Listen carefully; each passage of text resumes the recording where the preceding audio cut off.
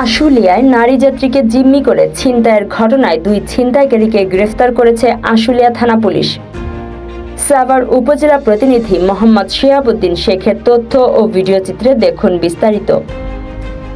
শুক্রবার বিকালে আশুলিয়া থানায় এক সংবাদ সম্মেলনে এসব তথ্য জানান ঢাকা জেলার সাভার সার্কেলের অতিরিক্ত পুলিশ সুপার শাহিনুর কবির।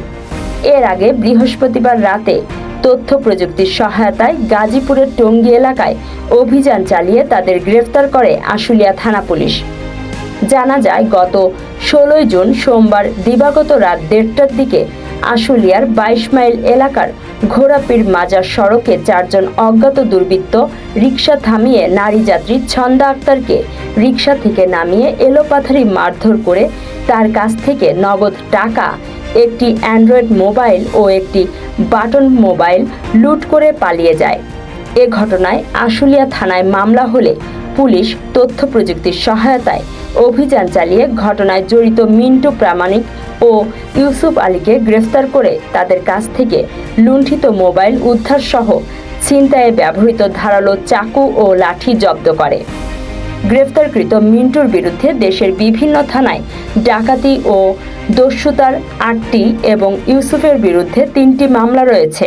আপনারা জানেন যে গত 16 তারিখ দিবাগত রাত্র আনুমানিক 1:30 ঘটিকার সময় উত্তরবঙ্গ থেকে ছেড়ে আসা একটা বাসে করে এসে আশুলিয়া থানাধীন নবীনগরে একটা মেয়ে সন্ধ্যা নাম, সে ওখানে নেমে তার গণস্বাস্থ্য বিশ্ববিদ্যালয়ের হোটেলের দিকে যাচ্ছিল একটা রিক্সা যোগে যাওয়ার পথে সে 22 মাইল ঘোড়াপীর মাজার নামক জায়গায় ওখানে একটা পাকা রাস্তার উপরে রিক্সার সামনে কয়েকজন ছিনতাইকারী এবং দস্যু তারা পথরোধ করে অস্ত্রের মুখে সেই মেয়ের কাছে থাকা মোবাইল দুটা আদায় করে এবং তাকে মারধর করে।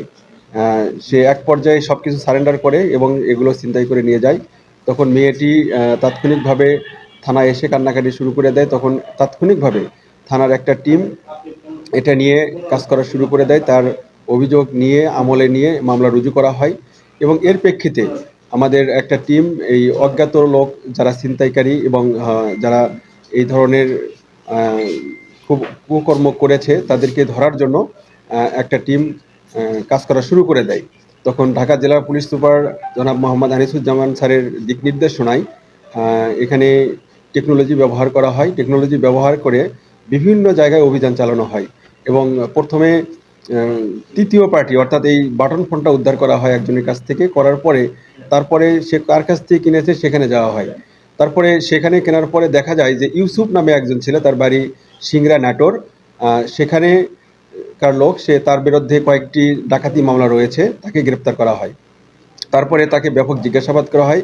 জিজ্ঞাসাবাদের এক পর্যায়ে সে স্বীকার করে যে এই ঘটনাটি সে এবং আরও 2 জন, মোট 4 জন ঘটিয়েছে এবং তাদের সবার বাড়ি সিংড়া নাটোর এবং তারা পেশাদার ডাকাত এবং তারা বিভিন্ন জায়গায় এরকম কাজ করে থাকে। এবং তার প্রেক্ষিতে আমরা মিন্টু নামে আরেকজনকে গ্রেপ্তার করি। মিন্টু এই পেশাদার ডাকাত, তার বিরুদ্ধে 8টি ডাকাতি মামলা রয়েছে বিভিন্ন জেলায়।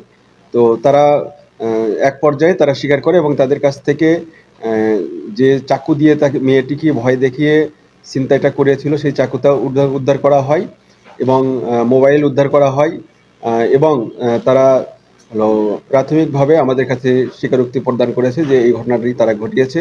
তাদের